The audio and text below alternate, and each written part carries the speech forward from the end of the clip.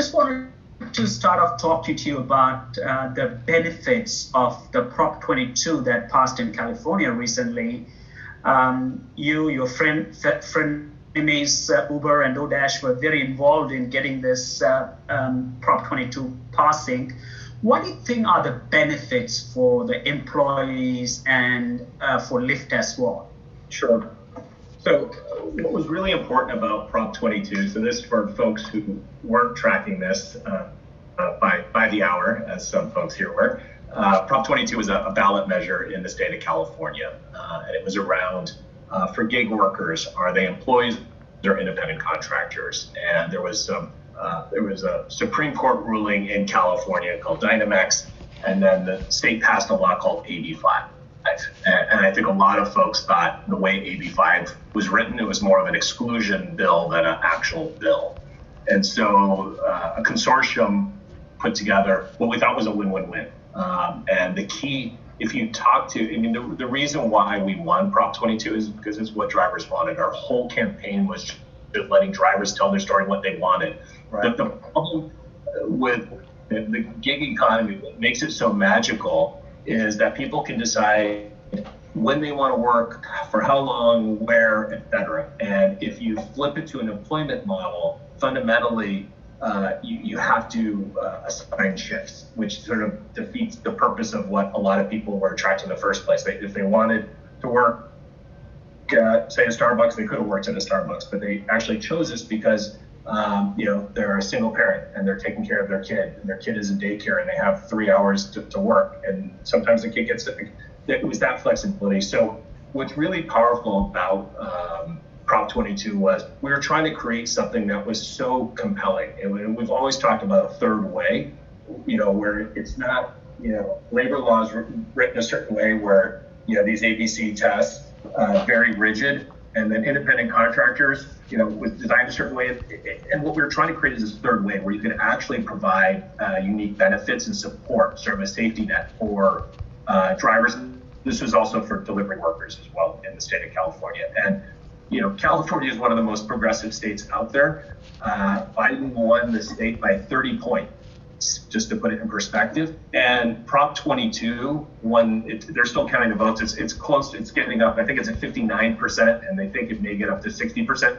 So 60-40. So pretty win. And I think it creates a new, an example in the state of California, which is massive, to create this third way, which we're excited about. And I think we can export that now to other states, where we can create this way of, better supporting drivers. It's 120% of minimum wage. There's a healthcare subsidy. There's sexual harassment protection. There's a lot of things that are in this. It effectively will become law in California December 16th. And so we're very excited about it. Excellent, and congratulations. I really like the flexibility available to the drivers and as well as the company as well. Yeah, so congratulations on that. And I always thought about Lyft as a pure play on transportation as a service. Recently, Lyft is making moves into food delivery, grocery delivery. What prompted that move from the senior management? Sure. So to be clear, our mission is to improve people's lives with the world's best transportation. That has not changed. I think in times of COVID, we're seeing if there's ways we can support our drivers, and we see an opportunity, another win-win where, as drivers are moving passengers around, could packages drive for free in the trunk? And so for us, it's a more of a B2B approach. We're not going consumer-facing restaurant delivery. That space is very crowded. We'll let DoorDash and Grubhub and Uber go all out on that. That's great. But we're trying to create, support some of the local economy in terms of retailers trying to compete against an Amazon, et cetera, with same day type delivery where there's an arbitrage where drivers can, be moving packages, be paid as if they're riders in the car. So in other words, there need not be a passenger. As long as they are transporting a package, they will be paid like a Lyft service with passenger. Is that how it works?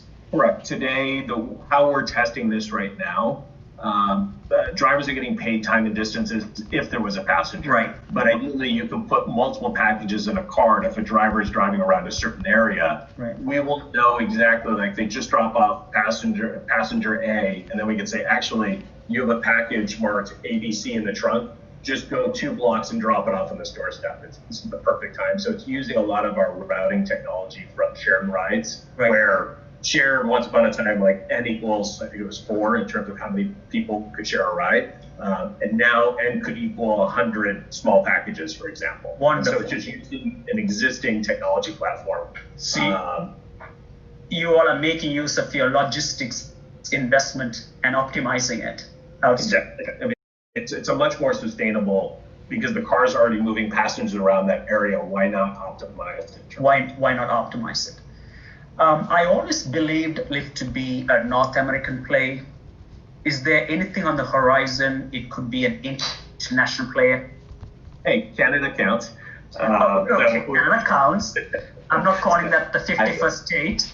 Thank you.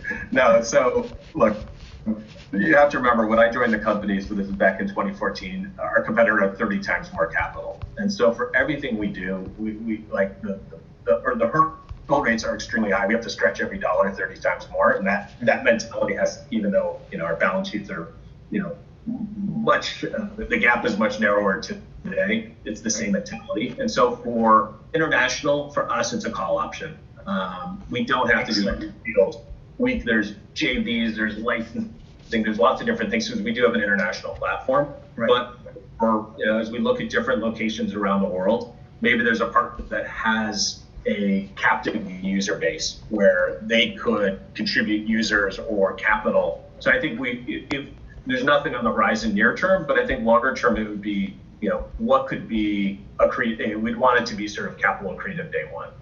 So I like the call option way of thinking about it. So, do you think your company should be valued greater at the call option added onto it? Look, I will scratch my head at times in terms of valuation. I'm like an ex-M&A banker, and I'm looking at a world where most of the sell side today are like valuing all these companies on revenue multiples, which I think is just a horrible way of doing valuation. That's right. If you're going to actually use that as a methodology, then at least be true in terms of, like, it's supposed to be a proxy for a DCF, or trying to measure free cash flow. Right. There is no one on the planet that believes food delivery is going to actually have higher margins than ride sharing. True. You can look at just Uber's own investor deck, 45% for rideshare for segment targets, and then 30% for food delivery. Right. So theoretically, then should trade at a premium in terms, if you're just doing revenue multiples, we're 100% pure play on ride sharing. But so I think what ride sharing is today, maybe I'll give you an extended answer. Like, for maybe some of you don't remember the late 90s very well. Hopefully some of you, or most of you, were born at least. But in the late 90s, there was a company called Netflix. And in the late 90s, what Netflix did had created like the best service ever. We used to go to a place called Blockbuster that no longer exists, right? And you would go there on a Friday, because that's when all the new releases in. And lo and behold, you would always get there like a half hour too late, because the new release aisle would just be, there was nothing. There was no DVD, there was nothing. And so then you would go home frustrated. And so what Netflix created was, they'd ship a DVD out by mail. It was magical. There was no late fee. It was just this magical service. What people, when they think of Netflix, say, of course it's just streaming, right? Because they evolved their business, and that's the future that they always had. What ride sharing is today is very similar to, we're like shipping out DVDs right now. And so in a world of autonomous, what we're building is really the network for autonomous. We don't need to own, think of us like a Verizon or AT&T Wireless. We don't need to own the iPhones and the Android devices. We want to be that network. And there's 2 networks today in the US for autonomous.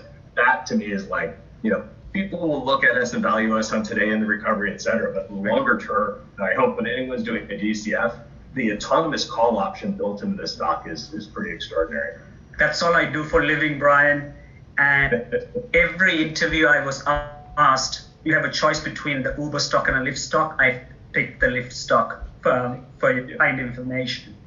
And if I may ask you a technological question, you are a finance person. Do you believe that the fully autonomous vehicles will be here in the next 3 to 4 years, or do you expect that to be longer than that? What are your thoughts on that? Maybe I should start with a joke, which is if you ask anyone around autonomous, they'll tell you it's 2 years out, but each year they'll say the same thing. Exactly. I think it was overhyped by a lot of IR teams that were trying to spin autonomous as a growth engine in terms of getting valuations up for call them some auto OEMs. The reality is we're actually the future is near. Waymo is currently doing full driverless in Chandler. Right. For folks that don't know, Chandler is a suburb outside of Phoenix, so you are talking about nice wide streets, and it's always sunny in Phoenix.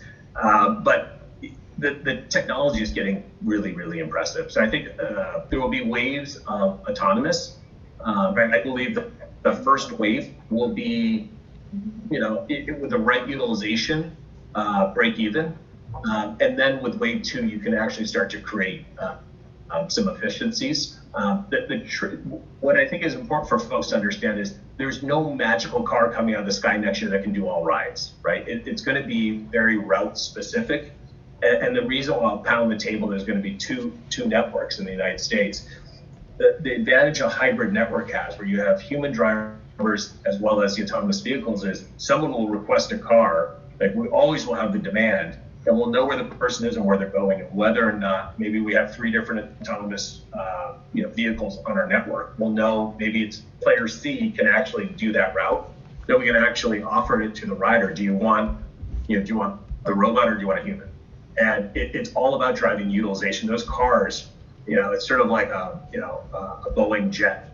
You need to keep them in the air and fill those seats. And so utilization is really important. And that's where if you have a platform where you just always have demand in this hybrid world, because it's just not flipping a switch. It's going to be only routes, certain cities, but it'll be like, oh, that's up a hill. We can't do that. Oh, that's going through a tunnel. Can't do that right.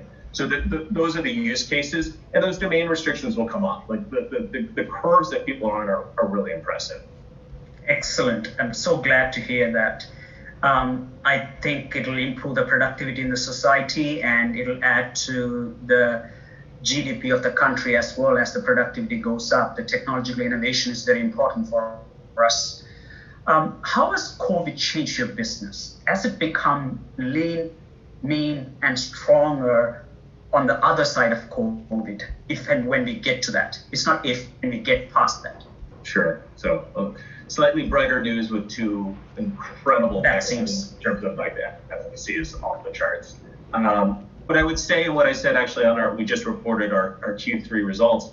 I said, look, we're going to emerge on the other side of COVID structurally more profitable for us. I said, in that crisis stage, Lyft is a pure play, right? We got no tailwind from COVID, right? It was just hail on the fake.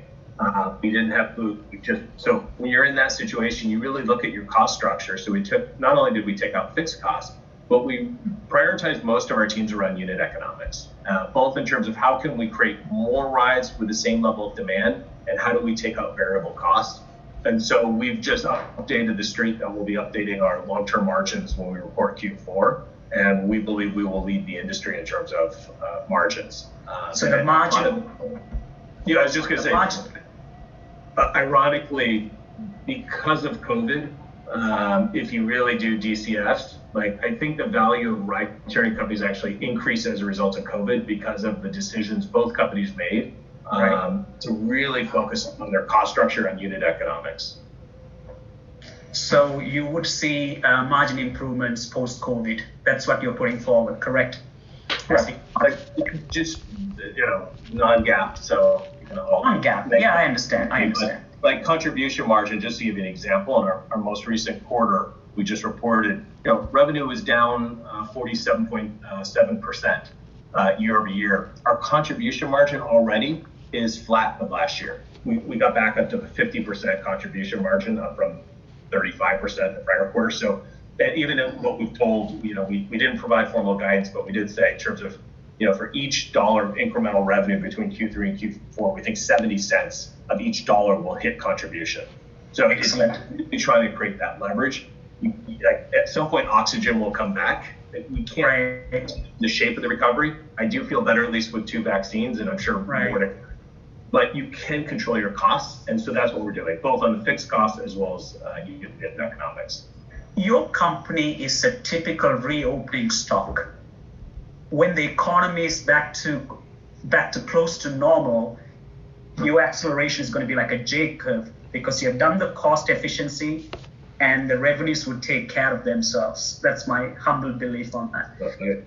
I appreciate that. I think a lot of hedge funds, like there was the basket of stocks that you put in as soon as the vaccine is announced, which ones to buy. I never thought, pre-IPO that ever be lumped in with a cruise ship, but we were lumped in with cruise ships, and that's okay. It's okay. Right. It's all good news lately. The last question I want to ask you is, when do you guys would break even on an adjusted EBITDA basis? What is your expectation and what is your projection? Sure. So a year ago, Logan Green, our CEO, was at the Wall Street Digital Conference and sort of threw down the gauntlet first in terms of ride-sharing company, said, look, we will be profitable by Q4 of 2021. And when we did that forecast a year ago, there were certain assumptions. What we just announced on our call when we announced Q3 was actually we will still, we are 100% focused on achieving profitability by Q4 of next year. But because of all the work on unit economics, to your point, we actually, the rides required to achieve break even is now 30% lower. And so kind of leverage, both in terms of how we're monetizing rides, but just variable costs. There's a huge difference there. And even just quarter on quarter, 90 days ago, we said we could break even with, rides when they get to 5 to 10% above Q4 of last year. And our business is 10% below Q4 of last year. And we're just, even as we approach 21 budgeting, sort of a zero-based budgeting mindset, it's astounding when you set aggressive goals, when a team is focused, what you can achieve. So I'm very optimistic going into next year. Outstanding. Congratulations to you, John and Logan, for running a wonderful company. I'll catch up with you soon. I'll pass it on to Rob to go on with the session. Thank you, Rob. Fantastic. Thank you very much. Thank you, Brian. Thank you very much. We have some questions that we prepared that we thought would be beneficial for members of the NYU community. And on that note, I'm going to have Ali kick it off. Well, thanks for being here, Brian. And like Rob said, these are going to be a little bit more personal about your experiences throughout your career and hopefully giving some advice to the students here. So our first question is, you've had a lot of different jobs in your career, from working in investment banking at Lazard to serving as a VP in corporate development at Microsoft. You spent time at Walmart. You've really done everything from high tech to retail. So is there a common thread that has motivated you in your trajectory, or anything that comes to mind in that realm? Sure. I mean, for me, you have one career and you can never afford to stop learning. You always have to be growing. And so I personally, it's been my mantra, if you're ever on a platform where your growth is just starting to flatline, you got to find new ways to push yourself. And so I think when you see me jump, from different places, it was generally where I just felt like my growth curve was just getting more shallow. Like you really want to be in that steep part of the curve always. Fortunately, I will say at Lyft, 6 years in, like every day I'm still learning something new and there's a new challenge that I'm learning about. So that's been really great. I wouldn't go so far as like the Steve Jobs approach. I think Steve Jobs is like, you wake up 3 days unhappy in a row, you should quit your job. Like, I think that's a little extreme. But again, if something's getting easy, that's a tell. And so I've always said, if you're starting to coast in your career, that's the kiss of death. Like no one recovers from that. So it's like, and everyone will have a different trade-off later in their careers in terms of their work-life balance. And to me, like I love working, I love learning. Like I want to be as all in today as I was, 25 years ago. That's the common theme, which is I just like new challenges. I think That makes sense. And a quick reminder to everybody to go ahead and pop those questions into the Q&A for our third section. I was just going to say that's a great segue into our next question. I mean, talking about how work is exciting when you have challenges, and kind of in your time at Lyft over those 6 years and in taking Lyft public, what would you say were some of the biggest challenges you faced? And kind of on the other end of the spectrum, whether it's as a result of these challenges or elsewhere, what would you say has been the highlight for you as Lyft has grown as an organization? Sure. Thanks, Rob. The biggest challenge, to be very honest, it's a 4-letter word. It starts with you. When I joined, I had a lot of friends like, Brian, I thought you were smart. You guys are going to get absolutely crushed. I mean, you had the former leader of Uber, of course, was literally trying to kill us. And so it was a tough time when you have someone with 30 times more capital than you. Every turn, really turning the cranks. And so it just, going back to, I think, why we survived and why we thrived is, we're founder-led and mission-based. And we attracted a certain type of person that aligned with that, the values of the company. And so everything has been a race, I guess no pun intended, but even the biggest challenge of the IPO was getting out first. And I don't think in the history, I'm sure you guys can find out maybe a case study, but literally we both filed on the same day. That's how tight this race was. That's never happened. We pulled an all-nighter, so we actually went on file first, for those keeping score. But we knew there was a huge advantage of going public first, really to tell the narrative, to create the metrics that Wall Street would track, et cetera. And we really proved beneficial. We got out about 6 weeks ahead, and we raised $2.5 billion in our IPO, and that was critical. In terms of, I guess the highlight, the fact that, again, when I joined, we had, maybe single-digit share, right? And we were on this mission against this. I forget this is recorded. A very focused company that was trying to own the world, and we were persevering against that, and it kept us moving. And I'll tell you, one of my favorite moments at Lyft was when we tipped our first city over 50%. That was crazy talk when I first joined. And you had a couple things where suddenly, it was people forgot it was a double-sided marketplace. And it was, if you take care of drivers, riders care about that. And it's this closed loop, because ultimately you have the fanciest brand or the coolest ads. It doesn't really matter. When someone gets in a car, that driver is your experience. And so if you have happy drivers, it really plays well in terms of the rider experience. And it's just, we have two founders. You have to remember, because before Lyft, they created, it was Zimride. And so it's the same legal entity. They've been at this, I think it's 14 years. So a third of their life has been this. This is their life's mission. And so you attract people who are really sort of focused on the same goals and the same values. Gotcha, that is very helpful. Cool, so moving on, I think we have seen, you talked a little bit about how Lyft's priority is profitability. And I know that we see Lyft's mission evolving a little bit throughout the pandemic, what with adding deliveries through Grubhub and that sort of thing. How do you see sort of the core service and what Lyft does evolving as we move towards profitability and get through the pandemic? Sure. So we have done something horribly wrong if in the future you don't think about Lyft in the context of transportation. We are all about transportation. We're trying to improve people's lives as the world's best transportation. So that's everything from, you start with ride sharing, but obviously bikes. And so New York, City Bike, and Boston, Blue Bike, and Divvy in Chicago, Bay Wheels in San Francisco. That's very important to us. We now have car rentals in the app where you can actually natively rent a car. It's the most magical experience renting a car. So one of the things that we're trying to do, again, our biggest competitor is not Uber, it's really car ownership, right? The average household is still spending about $10,000 a year on transportation, which is like mind-blowing. And so one of the things that we launched last year was called Lyft Pink. And think of Lyft Pink sort of like Prime, right? We're trying to make it financially irresponsible for you not to become a Pink member.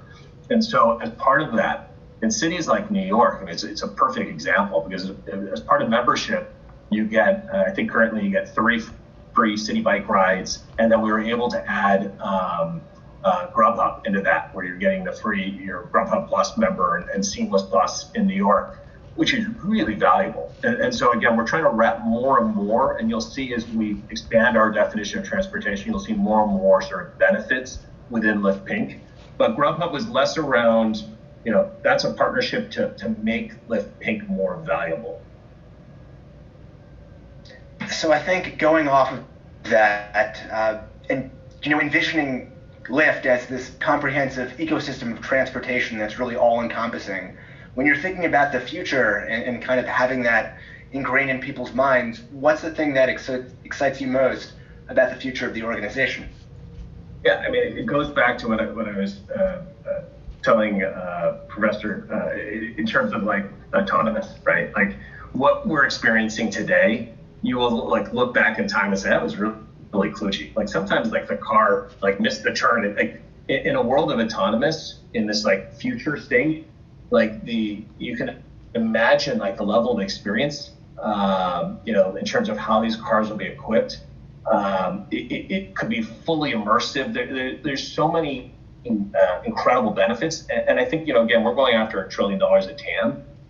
The challenge for a lot of folks in a city like New York, the cost of car ownership is so high, like you'd be crazy to own a car in New York, and increasingly so across more and more urban cores. But to really hit that over $1 trillion TAM, you need autonomous to help bring down that price point, where then it's such a no-brainer, where this service offering, it's like no one owns DVDs or CDs anymore. It's like it's a service. And so, similar to how you have, plans that originally for phones, it was you buy buckets of minutes.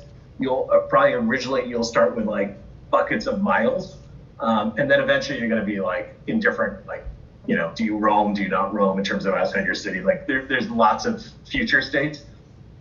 But autonomous is something that, like most industries, I'll use food delivery. I shouldn't pick up food delivery, but I'll pick up food delivery, right? Where you have crazy growth, and that's a lot of large numbers, and numbers start to slow down. What's interesting about ride sharing is same thing. Well, now we have a pandemic, so growth will reaccelerate. And then as you get to that, end state, suddenly you have autonomous, and that's where like the TAM explodes, and that's really exciting because I think the future state, when you think about safety, I mean the amount of deaths that happen in the U.S. and around the world because drivers are distracted, they're like texting as they drive. I mean, it's horrible. And if anyone's been on the road lately, it's worse because there's like less traffic, so people are driving crazy. Like eventually autonomous will be so much safer than humans and at a lower price point. So that's what gets me really excited. I love what we're building and sort of all the different modes we can continue to add. And we're doing some really cool innovation that people will experience like in the coming months. But longer term is where it just the market becomes huge. So it sounds like based on that, since you see your main competitor as cars and driving, and you see kind of the future of autonomous vehicles really opening up that market, maybe you don't think that this is a winner-take-all market. Do you think that there is room for coexistence between competitors like Uber, Get, Via, those sorts of things? Sure. So I'm like having flashbacks because in 2014, I had a company trying to kill me, and of course, all they were telling investors, all private capital, like it's a winner take all, like they're dead, But the reason why when you hear winner take all and it's like a digital internet, it generally is, right? And it's because the heuristic is you think demand side network effect. Most companies have a demand side network effect with digital. So be it Facebook, be it eBay, be it LinkedIn, WeChat, like the more users that join, it becomes more valuable to you. And so generally one company wins. What people don't realize about ride sharing initially is it's actually a supply side network effect, meaning, and there's a network effect. It's very expensive to build out a city, but the analogy that I use is think of a mobile carrier, right? And so if you're Sprint or you're Verizon or AT&T and you're building out a city, you're spending a lot of CapEx dollars. You're building out cell towers, right? Because what you're trying to do is get to 3 bars of signal strength everywhere in a city. Ride sharing is sort of the same thing. You spend a fortune, right? And unfortunately for ride sharing, it's not CapEx. So it looks really ugly for investors because it's all sales and marketing dollars, but you're trying to get a double-sided marketplace to scale. And because our magic number is generally around 3-minute ETAs. When you achieve 3-minute ETAs, it's a supply-side network effect. I could care less if you use Verizon, I use AT&T. It doesn't matter. You're very selfish. Like, I just care about my service levels. Same thing with mobile phones, same thing with ride sharing. And so it is not a winner take all in the sense that it's supply side. You need a lot of capital. I think if you look at this industry on both sides of the platform, like they're both competitors, like we've spent a lot of money. But can smaller players? Yeah, I think there could be some niche players, but I think we've, in terms of expectations now, first, in terms of a major competitor, the fact that both companies have not traded well post IPO, I don't think there's like a Wall Street like dying to fund competitor 3, which ironically may be good for us. But then as you think of smaller players, it's hard because I think you can create niches and special services, absolutely. But the expectations are high now, like, especially as we get out of COVID, 3-minute ETAs is sort of a bar. People expect that. People expect to be able to land into a new city and get a ride at the airport. And so, we feel very good in terms of our competitive position. So yes, I think there's going to be competitors, and Via, for example, in New York is a great example of someone that's trying to carve out a special niche. So going off of your experience in tech, and I kind of, since we're doing this for primarily MBA students, what advice would you give to anyone looking to break into tech? And kind of along those lines, if you think back to your MBA experience at HBS, was there anything that really helped you in your career to date? Sure. So let me take the first part. And I guess my advice would be just, this is going to sound horrible, but just don't be a mercenary. Like, don't be a hired gun. Like, I think there are, quote, these sexy jobs that people think, like, I get a job from this company in tech or, tech related, but like, it's going to be amazing on my resume. But like, make sure you really align with the values of that company. Like, life is too short. You work too hard. It'll be, when you're working hard, it'll be so much more worthwhile. And I think your friends will respect you so much more if you're really on a platform that people respect and like you are trying to change the world. And I think there's some great companies in tech, and they're not all for all people. And so don't get carried away by the brands. I think just play the, what's important to you in terms of your personal values. And I think, just to talk about Lyft for a second. Again, we're this scrappy founder-led company that was very mission-based. No one joined it. When I joined, no one was joining Lyft because they thought they were going to make a lot of money, right? They believed in the founders, they believed in the vision, and they thought there was this alternative to Uber. And so, like, the core DNA of this company is like very different. There's no cookie cutter approach here in terms of like people, but I think the core DNA is just really good people with good values, and that, like, we got that at our core. And so we went from, when I joined, we're a couple hundred, and now we're, I think close to 5,000. We kept our culture intact because at our core, we just had a lot of leaders who really were connected with, the vision and mission, and that's super valuable. In terms of like, when I look back in time, and I actually just missed it was canceled, my 25th reunion from HBS, which I'm a little bitter that we couldn't do. I guess we'll celebrate 26. The true answer is I met my wife, and I will tell you, it is priceless to have a partner who is pushing you to be your better self. And what that means in her career, that will be, there'll be moments where she calls me on my own bullshit, and that is priceless. There are times when, you're just afraid. You know what your comfort zone is professionally, and there's something a little outside, and it's so easy to be gun shy, and it's great to have a partner that just pushes you. And then I'll tell you, like, probably most vividly this year, like, oh, woe is me. Like, to state the obvious, ride-sharing and pandemics are a really horrible mix. It's been a really shitty year, right? And it's very easy to just to follow the spiral of woe is me. But it's great to have someone that, like, pushes you, because problems are really opportunities. And it really creates that window of crystal transparency of what you can control, which for us was our cost structure and really driving unit economics, where, again, as I was telling earlier, like, I actually think the DCS for this industry increased as a result of COVID because of this experience. It wasn't near death, but it was pretty dark at times.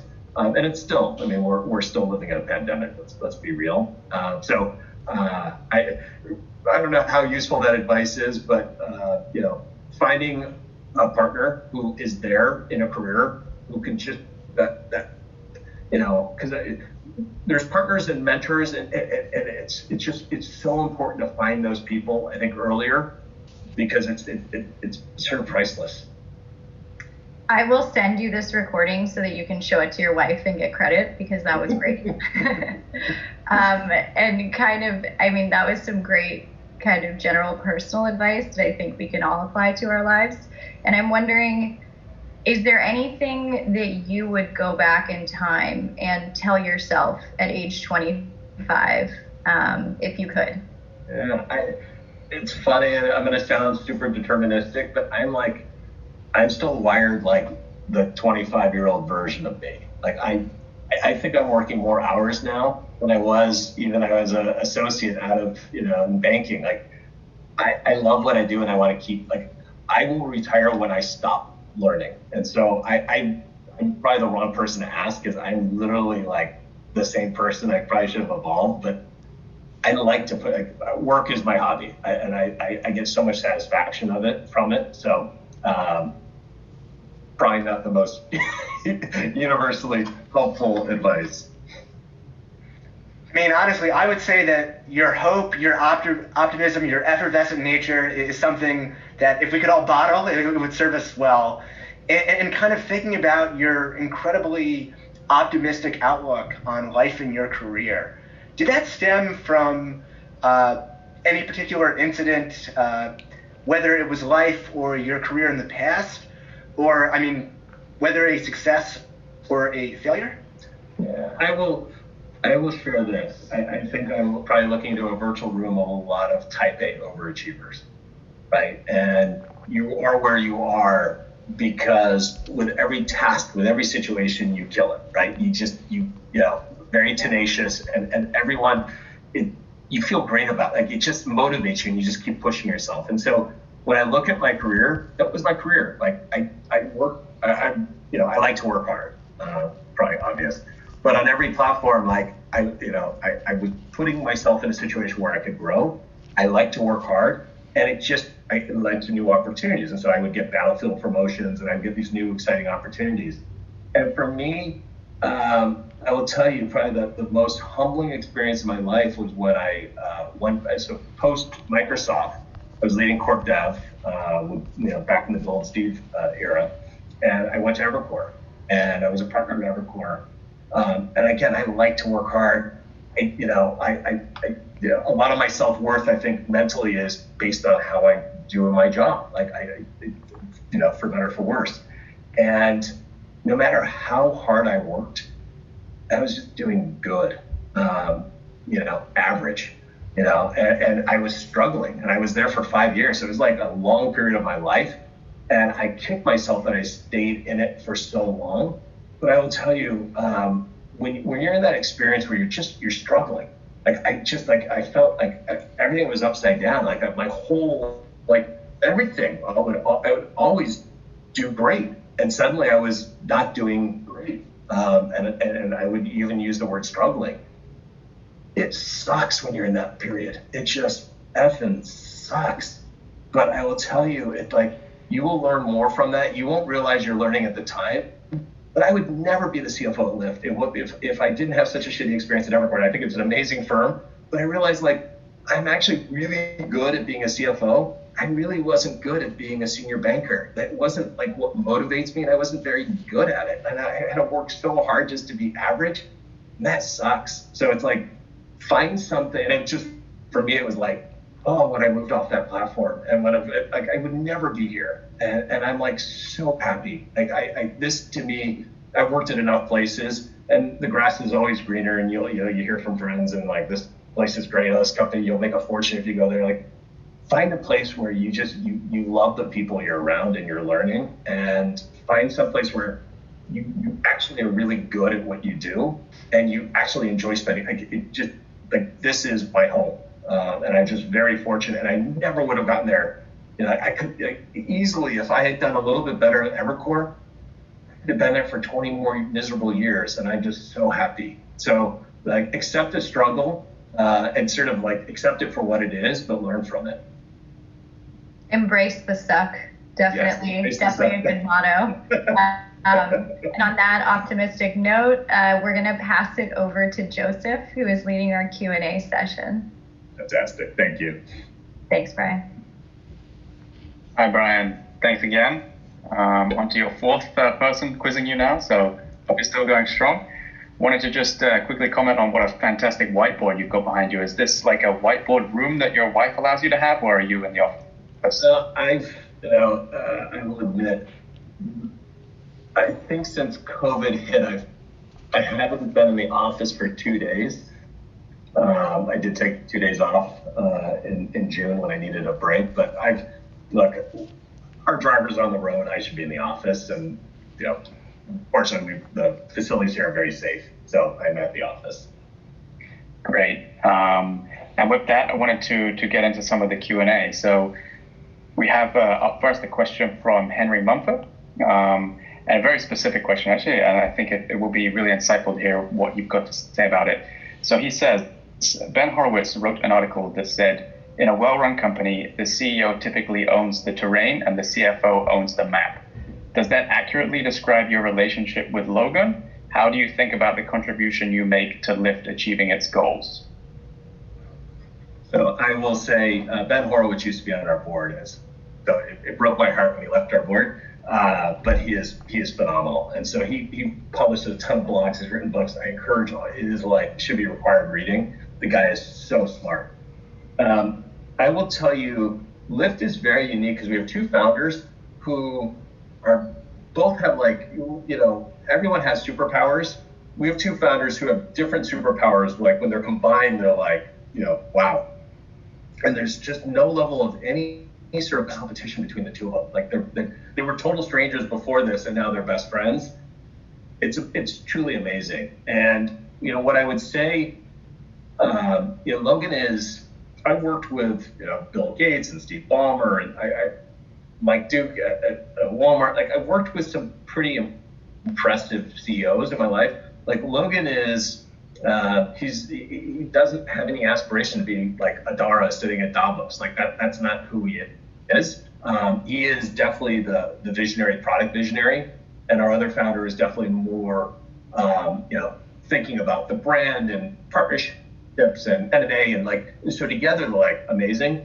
I feel extremely lucky because I get to work with both of them in different ways, and so it depends on sort of the moment. I will say right now, I've been working extremely closely with Logan. We have a meeting every morning at 9 where we have teams presenting to us on their unit economics. We're holding teams accountable and just driving that. And so we are very aligned, which is great because I think you can create situations where you have CFOs and CEOs, if they have different objective functions, it never ends well.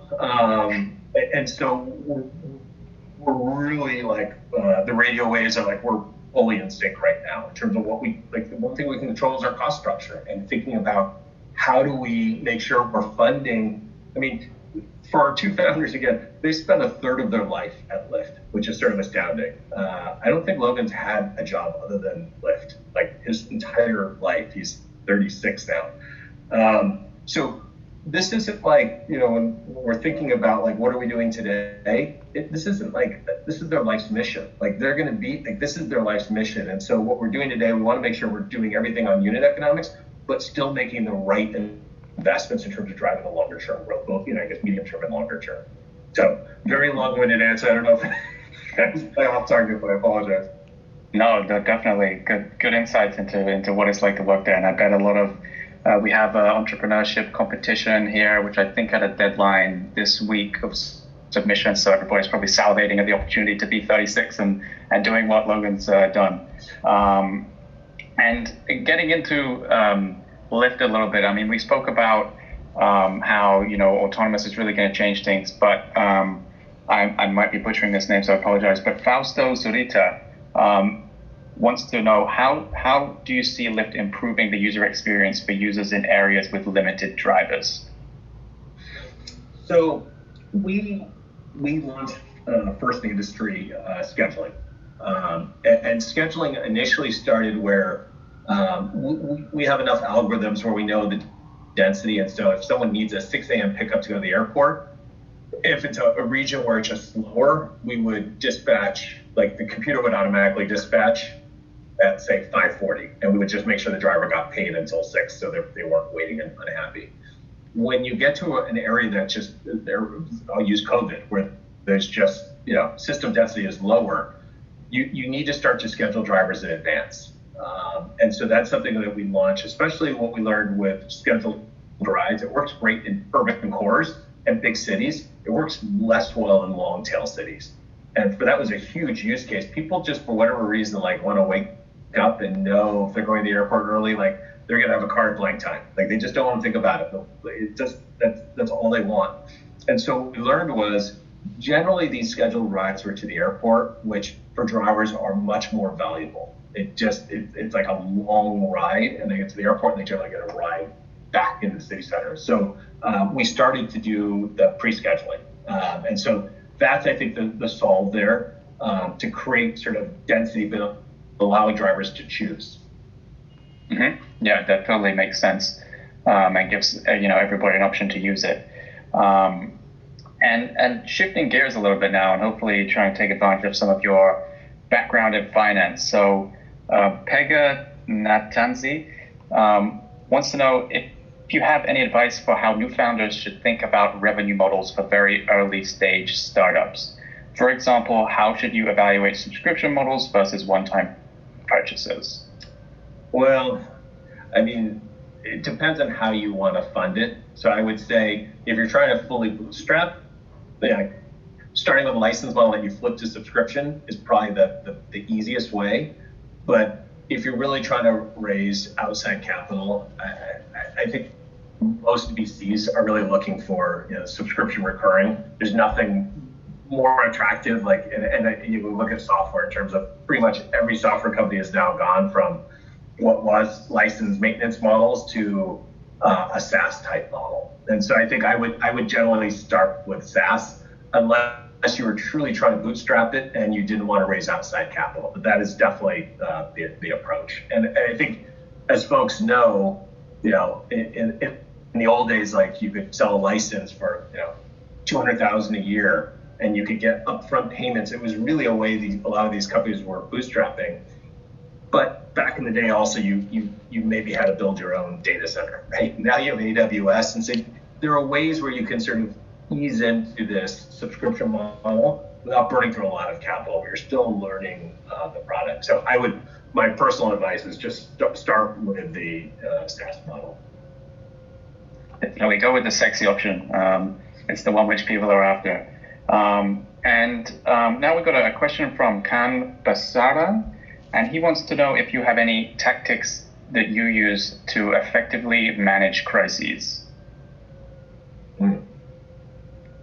Well, I don't know if it was Winston Churchill. Someone basically said you never waste a crisis, right? Like a crisis creates incredible transparency, and a lot of decisions that would have been really hard are very easy to make. And the example I would use at Lyft, I forget how many, I think it was 21 straight quarters of 100% year-on-year growth.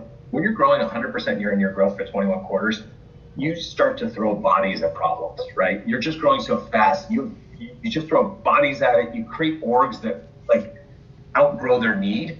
And so, the advantage of, silver linings, crises suck, I guess embrace the suck. But it does create an opportunity for you to really assess, okay, let's take a fresh look at everything, including org structures. Because quite frankly, a lot of times in the org, when you restructure, if you're doing it around simplicity, that just pays dividends. Like nobody likes complexity. No one likes shadow orgs. Two teams are doing similar things or overlapping or they're competing over who's doing what.